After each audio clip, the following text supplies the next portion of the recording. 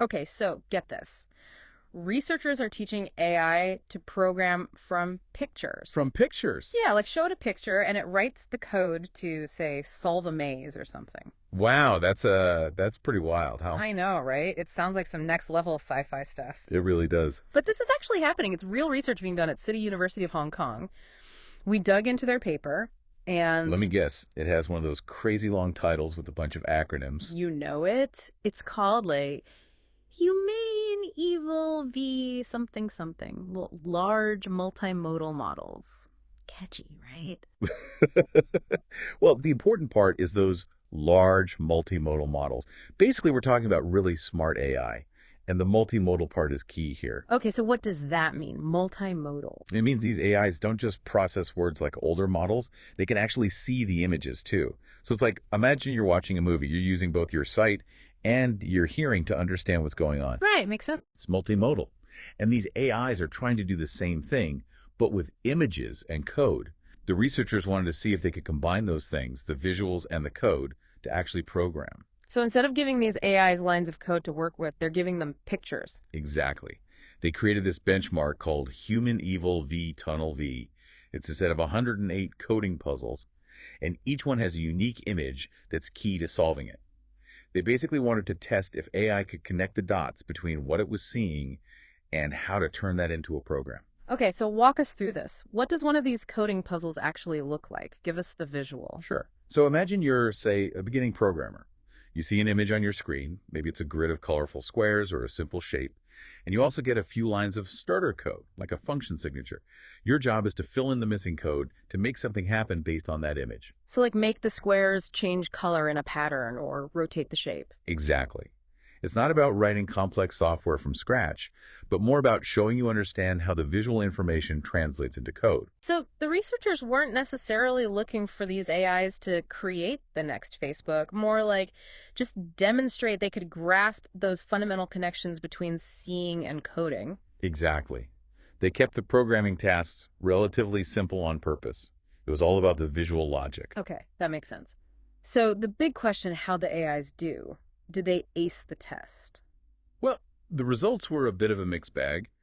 Even GPT-4o, which is considered one of the most advanced AIs out there, only solved about 13% of the puzzles correctly on the first try. 13%. Ouch. That's pretty rough. Right, you'd think they would have aced it, but I mean, those are supposed to be beginner level programming puzzles, right? yeah, pretty much. They did let the AI have 10 tries on each puzzle, and the scores did go up, But but it's still not exactly ready to take over the world. not quite. Yeah. It seems we've got a ways to go before AI is replacing human programmers. So what's the holdup? What's tripping them up? Well, the researchers took a look at the AI's wrong answers and noticed something really interesting. Okay, what they find? Sometimes, the AI would try to use solutions from other coding problems they had seen before, even if the image in the new puzzle was totally different. So they were like cheating off their neighbor's exam. In a way, yes. It's a common problem in AI called overfitting, meaning it's not really understanding the new problem, just trying to jam old answers in where they don't fit. So it's like they memorize the textbook but don't actually get the material. Exactly. And that highlights a really tricky thing about AI development. How do you teach it real adaptable reasoning? That ability to look at something new and figure it out, it's a lot tougher than just feeding them tons of data. So they haven't quite cracked the code of true AI reasoning yet, but were there any bright spots? Like were there certain types of puzzles these AIs were surprisingly good at? Yeah, actually there were. They seem to do really well with those puzzles that involved like really specific rule-based instructions. Oh, interesting. So like if this, then that kind of logic. Exactly. Like if the picture showed a simple flowchart and the AI just had to translate that visual flow into code. Ah, so it was easier for them to follow a visual recipe, basically. Yeah, you could say that. But when the puzzles get a little more abstract, a little more like figure it out on your own, that's when the AIs really struggled. So it's not like we're going to have AI taking over all the programming jobs anytime soon. Not quite. Those tasks that need real creative problem solving, those are still safe in human hands, for now at least. Okay, good to know. But this field moves so fast, though. What are like the big questions that researchers are trying to figure out as they try to push these AIs even further? Well, one of the biggest challenges is teaching AI to actually reason about what it sees. Because right now it's mostly just pattern recognition, right? Yeah, exactly. Like this shape means X or this color usually goes with Y. But to really see like we do, AI needs to understand things like spatial relationships, you know, Hmm. like context, even common sense. So instead of just seeing an apple and thinking round, red, it needs to get that an apple is a fruit. You eat it, you don't play baseball with it. Laughs. Yeah, exactly. That kind of stuff. That's the kind of deeper understanding that would let AI do really complex tasks. And not just in coding, but like you name it, any field you can think of. And based on this deep dive, it seems like there's another layer to it too, right? It's not just about teaching AI to see, it's also about connecting that visual information with taking action. Oh, absolutely. That's a great point. Like seeing a messy room and knowing how to clean it up, or looking at a recipe and actually knowing how to make the dish. Right.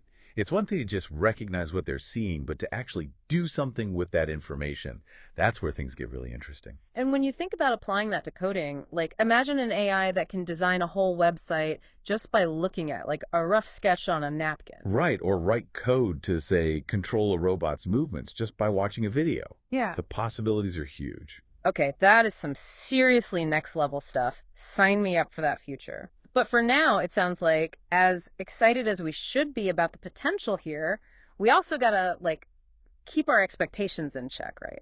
Definitely. This research really shows that we're still in the early stages here. AI might be able to help out with some basic coding stuff, but it's not going to be replacing human programmers entirely anytime soon. No robot uprising just yet. Not yet, no. This is still a good reality check for us, though. It reminds us that AI is really just, it's a baby in a lot of ways, especially when it comes to replicating the way that we think and learn. Yeah, but it's a pretty impressive baby, if you ask me. We've gone from AI that could barely understand text to AI that can write poems, compose music, and now even try its hand at coding. It's true. AI is evolving incredibly fast, and this research really gets you thinking about the future of work. I mean, if AI can already do some basic coding, even if it's still limited, what does that mean for, the people who do this for a living? So if AI can already do some basic coding, even if it's still limited, what does that mean for, the people who do this for a living? Yeah, it's a question a lot of people are asking, and it's a fair one. It can be a little unnerving to think about, but It's like, are we all going to be out of a job soon? Should we be sending out our resumes right now? laughs. I don't think it's quite time to panic just yet. To me, it's less about AI completely replacing programmers and more about like how it's going to change the way we think about programming itself. Okay, so instead of spending all day like hunched over a keyboard writing every single line of code ourselves, Right. we might become more like the architects of the software. Exactly. Like designing those high-level solutions and letting AI take care of some of the, the more routine stuff. Yeah, the nuts and bolts. Exactly. Think about it. As AI gets better at taking those visual instructions and turning them into code, it could really free up programmers to focus on the really creative, complex problems, the things that need, that human touch, that intuition that AI just doesn't have yet. Which, based on this research, seems to be one of the big things AI still struggles with. For sure. We talked about context, common sense, even, emotions. Those are all things that AI still hasn't quite wrapped its algorithms around. And those are things you need to be able to like design a user-friendly app or something. Exactly. You have to understand human behavior and psychology, not just, how to write a for loop.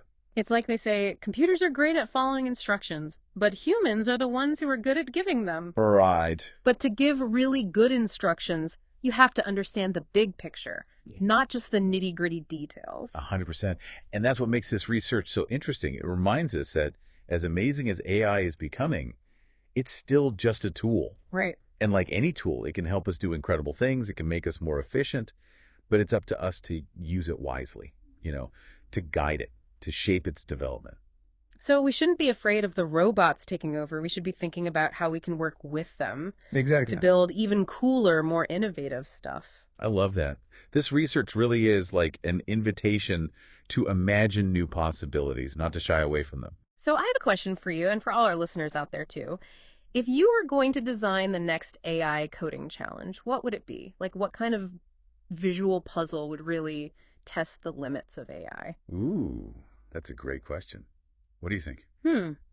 Well, we've talked about how AI needs to understand emotions better, so maybe something that involves that, like Show the AI a bunch of photos of people's faces and have it write code that can not only tell how each person is feeling, Okay. but then also like generate a playlist of music to match their mood. Wow, now that is interesting. That would definitely require some serious emotional intelligence Right. and creativity, for Yeah. sure. I mean, we're talking about bridging the gap between visual cues, abstract concepts like emotions, and the logical world of code. That's a huge EE challenge. It's like the ultimate test of AI's ability to see, understand, and then actually create something new. I love it. That is a fantastic challenge for the AI community to chew on. And hey, if anyone out there is inspired by our little thought experiment and ends up creating the world's first AI programmer, let us know. Laughs. Yeah, We'll be happy to take credit for the inspiration when you win your Turing Award. Lasphus. Until then, I think the takeaway is keep exploring those big questions. Keep diving deep into these topics that make you think. Who knows what amazing discoveries are waiting for us just around the corner? And hey, if you want to learn more about the research we talked about today, you can find a link to the full paper in the show notes. It's a fascinating read, even if you're not a coding whiz. And be sure to check back next week when we'll be taking a deep dive into a whole new topic. We'll see you then. See you later.